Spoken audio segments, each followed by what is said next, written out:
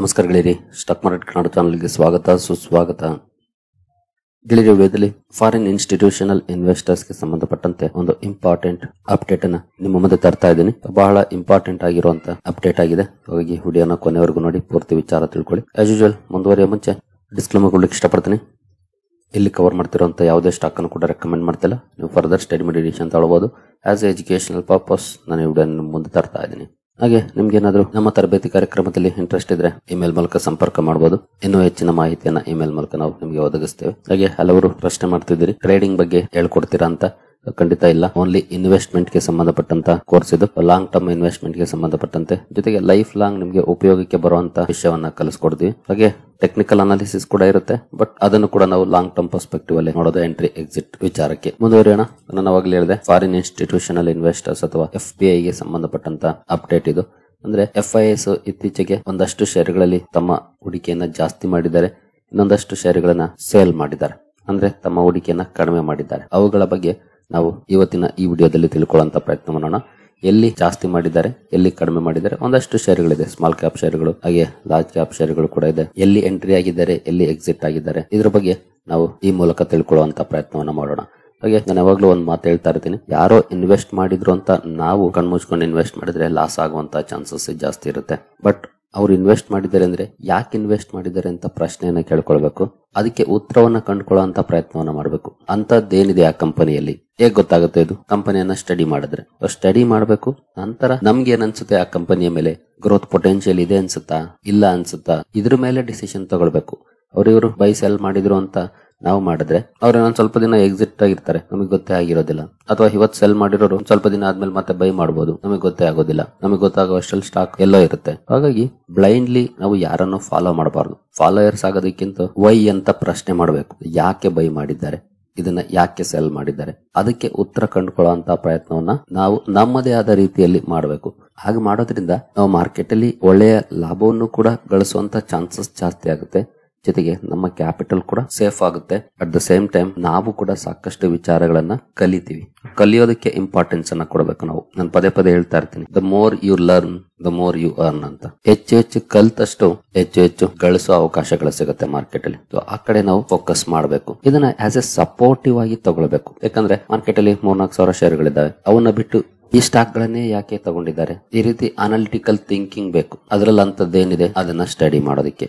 ಬನ್ನಿ ನೋಡ್ತಾ ಹೋಗೋಣ ಒಂದೊಂದಾಗಿ. ಗೆಳೆಯರಿ ನೋಡಬಹುದು, ಹೆಡ್ಲೈನ್ ಎಕನಾಮಿಕ್ ಟೈಮ್ಸ್ ನ ಹೆಡ್ಲೈನ್ ಇದು.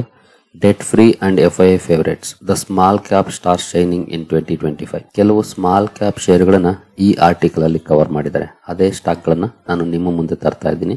ಇತ್ತೀಚಿನ ಪರ್ಫಾರ್ಮೆನ್ಸ್ ಹೇಗಿದೆ, ಹಾಗೆ ಯಾವ ಪ್ರಮಾಣದಲ್ಲಿ ಶೇರ್ ಹೋಲ್ಡಿಂಗ್ ಜಾಸ್ತಿ ಆಗಿದೆ. ಮೊದಲು ಇವರು ತಗೊಂಡಿರುವಂತಹ ಷೇರುಗಳನ್ನ ನೋಡೋಣ, ನಂತರ ಮಾರಾಟ ಮಾಡಿರುವಂತಹ ಷೇರುಗಳ ಬಗ್ಗೆ ಕೂಡ ತಿಳ್ಕೊಳ್ಳೋಣ. ಈ ಪೇಜ್ ಅಲ್ಲಿ ಎಲ್ಲಾನು ಕೂಡ ಸಿಗುತ್ತೆ. ಮೊದಲಿಗೆ ಕಾರ್ಟ್ರೇಟ್ ಟೆಕ್ ಇದೆ ನೋಡಬಹುದು. FIS ಹೋಲ್ಡಿಂಗ್ 60.96 ಇದೆ ಮಾರ್ಚ್ 2025 ಕ್ವಾರ್ಟರ್ ಅಲ್ಲಿ. ಜೂನ್ ಅಲ್ಲಿ 67.3 ಆಗಿದೆ. ಅಂದ್ರೆ ಆಲ್ಮೋಸ್ಟ್ 6% ಜಾಸ್ತಿ ಮಾಡಿದ್ದಾರೆ. ಹಾಗೆ ಸೆಪ್ಟೆಂಬರ್ ಅಲ್ಲಿ ನೋಡಬಹುದು 68.51%. ಅಂದ್ರೆ ಈ ಕ್ವಾರ್ಟರ್ ಅಲ್ಲೂ ಕೂಡ ಒಂದಷ್ಟು ರೈಸ್ ಮಾಡಿದ್ದಾರೆ ಸ್ಟೇಕ್ ಅನ್ನ. ಹಾಗೆ ಕಂಪನಿ ಯಾವ ರೀತಿ ಪರ್ಫಾರ್ಮ್ ಮಾಡಿದೆ, ಕರೆಂಟ್ ಇಯರ್ CY ಅಂದ್ರೆ ಕರೆಂಟ್ ಇಯರ್ 2025 ಅಲ್ಲೇ 103% ಅಪ್ ಆಗಿದೆ ಈಗಾಗಲೇ ಸ್ಟಾಕ್. ಬಟ್ ಸ್ಟಿಲ್ ಸೆಪ್ಟೆಂಬರ್ ಅಲ್ಲೂ ಕೂಡ ಇವರು ಆಡ್ ಮಾಡಿದ್ದಾರೆ. ಅಷ್ಟು ಅಪ್ ಆಗಿದ್ರು ಕೂಡ ಇನ್ನು 5M ಇಂಡಸ್ಟ್ರೀಸ್ ಅಲ್ಲಿ ಮಾರ್ಚ್ 2025 ಅಲ್ಲಿ 3% ಇತ್ತು. ಜೂನ್ ಅಲ್ಲಿ 4.68 ಆಯ್ತು, ಈಗ 7.19 ಆಗಿದೆ. ಇಲ್ಲಿವರೆಗೂ ಈ ವರ್ಷದಲ್ಲಿ 41% ಅಪ್ ಆಗಿದೆ ಸ್ಟಾಕ್. 5M ಇಂಡಸ್ಟ್ರೀಸ್ ಬಗ್ಗೆ ಹಿಂದೆ ನಾನು ಡೀಟೇಲ್ಡ್ ವಿಡಿಯೋನ ಕವರ್ ಮಾಡಿದ್ದೆ. ಕಂಪನಿ ಆಟೋ ಇನ್ಸೆಲರೀಸ್ ಸೆಗ್ಮೆಂಟ್ ಅಲ್ಲಿ ಕೆಲಸ ಮಾಡುವಂತ ಕಂಪನಿ. ನನ್ನ ಪೋರ್ಟ್ಫೋಲಿಯೋದಲ್ಲೂ ಕೂಡ ಸಣ್ಣ ಕ್ವಾಂಟಿಟಿ ಇದೆ, ಒಳ್ಳೆ ಪರ್ಫಾರ್ಮೆನ್ಸ್ ಅನ್ನು ಕೂಡ ಕೊಟ್ಟಿದೆ. ಬಟ್ ಅಗೇನ್ ನನ್ನ ಪೋರ್ಟ್ಫೋಲಿಯೋದಲ್ಲಿ ಇದೆ ಅಂತ ನೀವು ತಗೊಳಕ್ ಹೋಗ್ಬೇಡಿ. That's not right. ಕಂಪನಿಯ ಬಗ್ಗೆ ತಿಳ್ಕೊಳ್ಳಿ, ನಂತರ ನಿಮ್ಗೆ ಏನ್ ಅನ್ಸುತ್ತೆ ಅದ್ರ ಮೇಲೆ ಡಿಸಿಷನ್ ತಗೊಳ್ಬೇಕು. ಏನು ಈ ಕ್ಲರ್ಕ್ ಸರ್ವಿಸಸ್ 10% ಹೋಲ್ಡಿಂಗ್ ಇತ್ತು ಮಾರ್ಚ್ ಅಲ್ಲಿ 10.12%. ನಂತರ ಜೂನ್ ಅಲ್ಲಿ 10.16 ಆಯ್ತು, ಈಗ 10.95 ಆಗಿದೆ. ಇಲ್ಲಿವರೆಗೂ 36% ಅಪ್ ಆಗಿದೆ. ಇನ್ನು ಸ್ವರಾಜ್ ಎಂಜಿನ್ಸ್ 3.48, 3.73, 3.93 ಇಲ್ಲಿವರೆಗೂ 35% ಅಪ್ ಆಗಿದೆ. NBCC ಇಂಡಿಯಾ 4.2, 4.99, 5.34 ಇಲ್ಲೂ ಕೂಡ ಒಂದಷ್ಟು ಹೋಲ್ಡಿಂಗ್ ಅನ್ನು ಜಾಸ್ತಿ ಮಾಡಿದ್ದಾರೆ. 27% ಅಪ್ ಆಗಿದೆ. ಫೆಡರಲ್ ಮೊಗುಲ್ 0.3% ಹೋಲ್ಡಿಂಗ್ ಇತ್ತು, ಜೂನ್ ಅಲ್ಲಿ 0.44, ಸೆಪ್ಟೆಂಬರ್ ಅಲ್ಲಿ 0.68, 23% ಅಪ್ ಆಗಿದೆ. Procter and Gamble health PGH 6.86, 6.99, 7.24, 18% up ಆಗಿದೆ. ಸುಪ್ರೀಂ ಪೆಟ್ರೋಕೆಮ್ 3.48, 3.55, 3.69, 13% ಅಪ್ ಆಗಿದೆ. ಇನ್ನು ಶಾರದಾ ಮೋಟಾರ್ ಇಂಡಸ್ಟ್ರೀಸ್ ನೋಡಬಹುದು 11% ಅಪ್ ಆಗಿದೆ. ಇಲ್ಲೂ ಕೂಡ ಒಂದಷ್ಟು ಹೋಲ್ಡಿಂಗ್ ಅನ್ನು ಜಾಸ್ತಿ ಮಾಡಿದ್ದಾರೆ. ಇಂಡಿಯಾ ಮಾರ್ಟ್ ಇಂಟರ್ಮೆಶ್ ಅಲ್ಲಿ 18.95 ಇಂದ 19.21 21.53 ಹೋಗಿದ್ದಾರೆ. 9% ಅಪ್ ಆಗಿದೆ stock. ZF commercial vehicle 5.57 5.73 5.79 3% up ಇದೆ. ಇನ್ನು ಎಲ್ಲ ಸ್ಟಾಕ್ ಗಳು ಅಪ್ ಆಗಿಲ್ಲ, ಒಂದಷ್ಟು ನೆಗೆಟಿವ್ ಕೂಡ ಇದಾವೆ ನೋಡಬಹುದು. ಮುಂದಕ್ಕೆ ಎಲ್ಲ ನೆಗೆಟಿವ್. ಸಿಗ್ನಿಟಿ ಟೆಕ್ನಾಲಜೀಸ್ 9.73 11.33 11.88 2% ಡೌನ್ ಇದೆ ಸ್ಟಾಕ್ ಈ ವರ್ಷದಲ್ಲಿ. ಸಾರೆಗಾಮ 16.45 16.68 16.82 2% ಡೌನ್ ಇದೆ. ಆಟೋಮೋಟಿವ್ ಆಕ್ಸೆಲ್ಸ್ 5% ಡೌನ್ ಇದೆ. ಮೆಟ್ರೋ ಬ್ರಾಂಡ್ಸ್ ನೋಡಬಹುದು, ಇಲ್ಲೂ ಕೂಡ ಒಂದಷ್ಟು ಹೋಲ್ಡಿಂಗ್ ಅನ್ನು ಜಾಸ್ತಿ ಮಾಡಿದ್ದಾರೆ. 7% ಡೌನ್ ಇದೆ ಸ್ಟಾಕ್.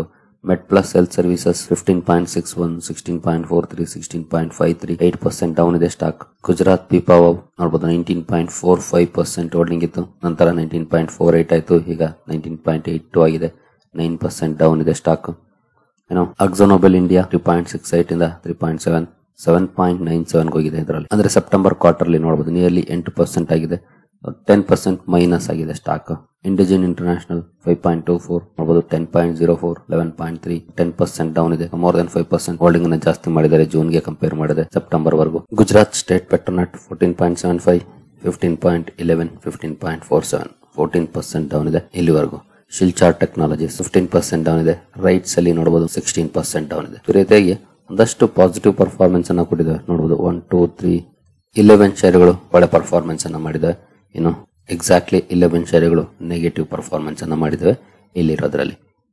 ಈ ಎಲ್ಲ ಶೇರುಗಳಲ್ಲಿ ತಮ್ಮ ಹೋಲ್ಡಿಂಗ್ ಅನ್ನ ಲಾಸ್ಟ್ 2 ಕ್ವಾರ್ಟರ್ಸ್ ಅಲ್ಲಿ ಕನ್ಸಿಕ್ಯೂಟಿವ್ ಕ್ವಾರ್ಟರ್ಸ್ ಅಲ್ಲಿ ಜಾಸ್ತಿ ಮಾಡಿದ್ದಾರೆ. ಎಸ್ಪೆಷಲಿ ಸ್ಮಾಲ್ ಕ್ಯಾಪ್ ಶೇರುಗಳ ವಿಚಾರಕ್ಕೆ ಬಂದ್ರೆ FII ಸ್ಟಡಿ ಮಾಡಿ. ನಾನು ಅವಾಗಲೇ ಹೇಳಿದಾಗೆ ಅದೇ ಕಾರಣಕ್ಕೂ ಕಣ್ಮುಚ್ಕೊಂಡು ತಗೊಳಕ್ ಹೋಗ್ಬಾರ್ದು. ಯಾವ ಸ್ಟಾಕ್ ಅನ್ನಾದ್ರೂ ಕೂಡ ಅಷ್ಟೇ, ಯಾರು ತಗೊಂಡಿದ್ರು ಕೂಡ ಅಷ್ಟೇ. ಯಾಕಂದ್ರೆ ಅವರ ರಿಸ್ಕ್ ಅಪೆಟೈಟ್ ಬೇರೆ ಇರುತ್ತೆ, ನಮ್ಮ ರಿಸ್ಕ್ ಅಪೆಟೈಟ್ ಬೇರೆ ಇರುತ್ತೆ. ಅವರು ಸಾವಿರಾರು ಕೋಟಿ ಇನ್ವೆಸ್ಟ್ಮೆಂಟ್ ಅನ್ನ ಮಾಡ್ತಾರೆ. ಅಲ್ಲಿ ಇನ್ ಕೇಸ್ 100 ಕೋಟಿ ಮೈನಸ್ ಆದ್ರೂ ಅವ್ರೇನ್ ತಲೆ ಕೆಡಿಸ್ಕೊಳ್ಳೋದಿಲ್ಲ. ಯಾಕಂದ್ರೆ ಇನ್ನೊಂದ್ ಕಡೆ ನಾವು ತಗೊಳ್ತೀವಿ ಅಂತ ಸುಮ್ನೆ ಆಗ್ತಾರೆ. ಆದ್ರೆ ನಮ್ಮ ವಿಷಯದಲ್ಲಿ ಆಗೋದಿಲ್ಲ. ನಾವು ಲಕ್ಷನೋ ಇನ್ವೆಸ್ಟ್ ಮಾಡ್ತೀವಿ, ಅದರಲ್ಲಿ 10-20 ಸಾವಿರ ಹೋದ್ರೂ ಕೂಡ ನಮ್ಗೆ ದೊಡ್ಡ ಲಾಸೆ ಅದು. ಹಾಗಾಗಿ ನಾವು ಇನ್ನೊಬ್ಬರನ್ನ ಕಣ್ಮುಚ್ಕೊಂಡು ಫಾಲೋ ಮಾಡೋದಕ್ಕಿಂತ ಅವ್ರು ಯಾಕೆ ಈ ಶೇರುಗಳನ್ನೇ ಬೈಯಿಂಗ್ ಮಾಡಿದ್ದಾರೆ, ಅಲ್ಲಿ ಏನಂತ ಆಪರ್ಚುನಿಟೀಸ್ ಇದೆ, ಫ್ಯೂಚರ್ ಪೊಟೆನ್ಶಿಯಲ್ ಇದೆಯಾ, ಇದನ್ನ ತಿಳ್ಕೊಂಡು ನಾವು ಮಾಡಿದ್ರೆ ಖಂಡಿತ ಅಲ್ಲಿ ನಮಗೆ ಇನ್ನೂ ಒಂದಷ್ಟು ವಿಚಾರಗಳು ಗೊತ್ತಾಗುತ್ತೆ. ಕಂಪನಿಗಳ ಬಗ್ಗೆ, ಇಂಡಸ್ಟ್ರಿ ಬಗ್ಗೆ, ಹಾಗೆ ಮಾರ್ಕೆಟ್ ಬಗ್ಗೆ. ಅದು ಖಂಡಿತ ನಮ್ಗೆ ಒಂದಲ್ಲ ಒಂದು ರೀತಿಯಲ್ಲಿ ಹೆಲ್ಪ್ ಮಾಡುತ್ತೆ.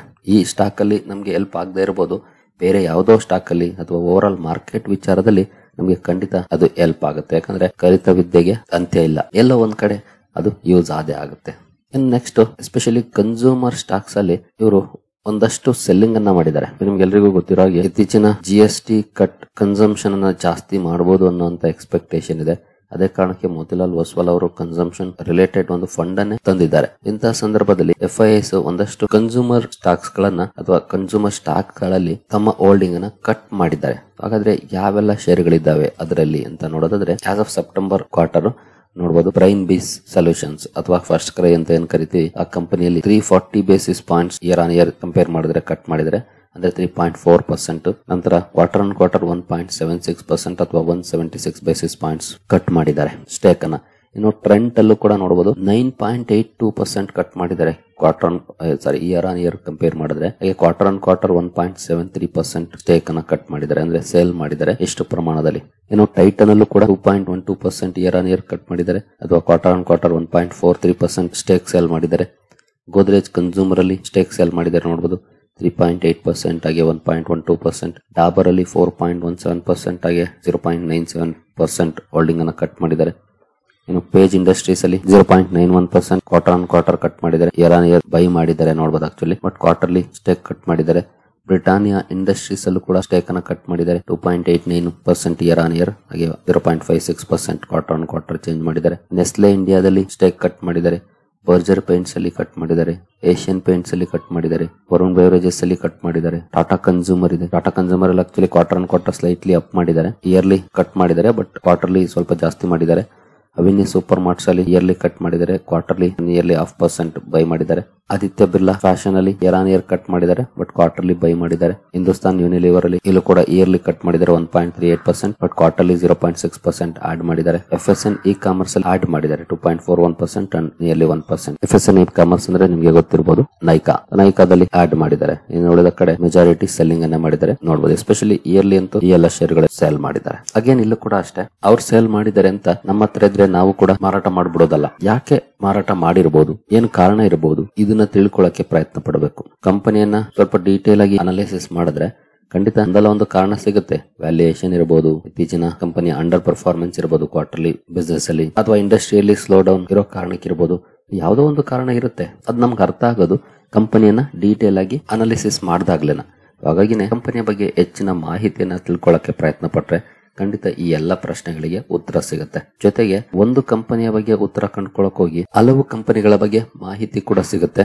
ಜೊತೆಗೆ ನಾವು ಎಕ್ಸ್ಪರ್ಟ್ಸ್ ಆಗ್ತಾ ಹೋಗ್ತೀವಿ. ಅಂದ್ರೆ ಒಂದು ಕಂಪನಿಯನ್ನ ಅನಾಲಿಸಿಸ್ ಮಾಡಿದ್ರೆ ಅಲ್ಲಿ ಹಲವಾರು ವಿಷಯಗಳನ್ನ ತಿಳ್ಕೊಳ್ತಾ ಹೋಗ್ತೀವಿ. ಆ ವಿಷಯಗಳಲ್ಲಿ ನಮ್ಗೆ ಎಕ್ಸ್ಪೀರಿಯನ್ಸ್ ಚೆನ್ನಾಗ್ ಆಗ್ತಾ ಹೋಗುತ್ತೆ. ಹಾಗೆ 10-20 ಕಂಪನಿಗಳನ್ನ ಮಾಡೋ ಅಷ್ಟರಲ್ಲಿ ಎಷ್ಟು ನಾಲೆಡ್ಜ್ ನಮ್ಗೆ ಬಂದಿರುತ್ತೆ ಯೋಚನೆ ಮಾಡಿ. ಹಾಗಾಗಿನೇ ಹೇಳೋದು, ಕಲಿಯೋ ಕಡೆ ಗಮನ ಕೊಡಿ, ಖಂಡಿತ ಸಂಪಾದನೆ ಈಸಿಯಾಗಿ ಆಗುತ್ತೆ. ಬಟ್ ನಾವೇನು ಪ್ರಯತ್ನನೇ ಮಾಡಿಲ್ಲ ಅಂತಂದ್ರೆ ಖಂಡಿತ ಏನೂ ಆಗಲ್ಲ.